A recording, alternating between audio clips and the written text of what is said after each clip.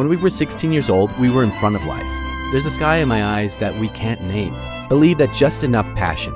It's about being able to burn through all the limits that the path we choose. No matter how rough it is, it will bloom. When we were 18, we folded our dreams like a book we set aside. We told ourselves to go to college and we wouldn't give up. We just think we're postponing the future. At 22 years old, we entered life. We hold the specific salary figures. Where is enough to live? Passion is still there, but no longer burning.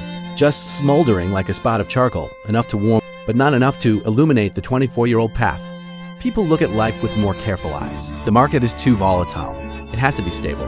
Dreams don't disappear, we just disappear. We'll step back and make room for one word's safety. At 27 years old, we're dating ourselves again, waiting for hard work, then having the courage to go after what we really want. At 30 years old, we have a family.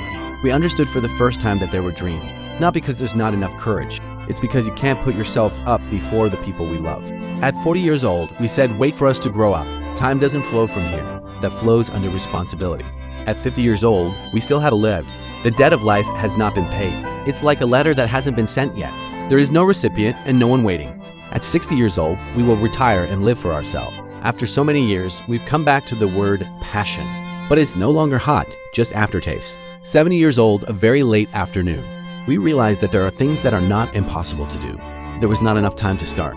Life doesn't take away our dreams at once, but take away little by little with very reasonable delays, with the following sentences and then calculated as harmless. It's the maturity that we thought was necessary to the end. What makes us miserable is not 7 defeats. It's about having a version of ourselves that was brave.